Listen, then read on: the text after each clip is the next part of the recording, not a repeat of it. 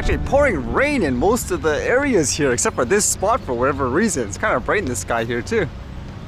And what did I read today? How about this one, where apparently because of, I guess, the war between Russia and Ukraine, a lot of places are trying to ramp up drone productions, but this one says they converted a bakery into a drone factory. I was like, how is that even possible in terms of, I guess, the equipment that you need?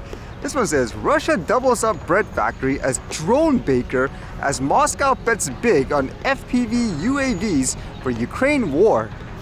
As it says here, the Russian state broadcaster Rossiya has released a video showcasing the Tambov bread and bakery plant located 400 kilometers south of Moscow, which has been repurposed into a drone manufacturing facility.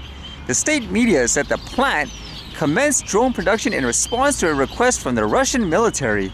During a segment of the footage, a correspondent from the state broadcaster displayed the drones and freshly baked bread on the assembly line, noting, "Can you imagine? They smell like fresh bread." In March of this year, the Russian government's daily publication Rossiyskaya Gazeta was the first to cover the drone production at Tambov Bakery. At the time, the report said that the bakery started the assembly of unmanned aerial vehicles known as bekas in response to an urgent request from soldiers whom the bakery had been providing with bread. How's that, huh? Again, the thing that goes across my mind is, does a bread factory have all the materials you need to make a drone, or is it more about just the location and the space? It says here, the report further mentioned that the factory had incorporated 3D printers to manufacture components for affixing payloads like cameras, antennas, and munitions release systems alongside procuring certain parts. In March 2023, it was reported that the Tambov plant was manufacturing 200 Beka drones each month. Priced at approximately $450 US per unit, these drones can achieve 65 kilometers an hour speeds, have a 15-minute battery life per charge, and include a spare battery. What would you think for, I guess, custom-made FPV drones? Would you think that's really good? I know during things like the lockdowns and stuff like that, there were a lot of places actually converting their places to make things like masks as an example, so I guess it's kind of the same thing, but either way, it's kind of interesting, especially if they're still doing both of them, making bread and drones at the same time. And I was reading this, which was generating a lot of controversy. It was from the RCMP in a specific city, this one particularly in Richmond, BC. There's this video they released which seemed to try to tell people to, I guess, be careful and how to avoid collisions, both pedestrians and I guess as a driver, and it's generating a lot of controversy. So first, here's the video. How do you perceive this video? Do you think it's good or bad?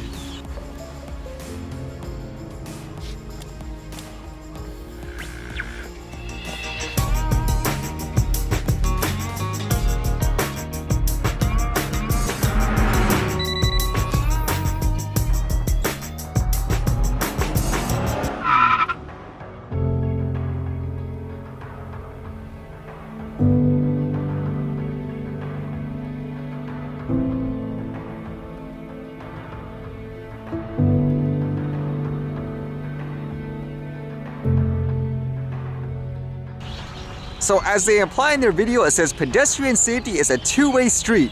What pedestrians and drivers can do to make our roadways safer.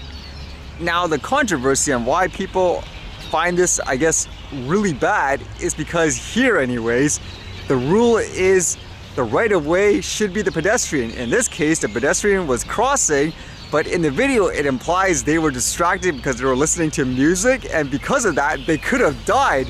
But the driver in the video was reaching for their phone. That was complete distracted driving. So that should be on the part of the driver, but for this video to say, oh, it's kind of like both of your responsibilities to pay attention to the road. It's true in many ways where you need to be aware, but the responsibility in this case still comes on the driver. Like, what would you think when you actually saw the video for the first time? And you can see comments online, like this one says, how did anyone involved in making of this video think it was a good idea? Pedestrians have the right of way. I don't know how many times a day I have to navigate around cars at crosswalks. And then afterwards there's jokes, for example, saying, well, I guess they wanted to make it viral, not in the way you intended. But yeah, overall, I guess it was a disaster marketing-wise, or is there actually people who think this is like a great marketing piece per se?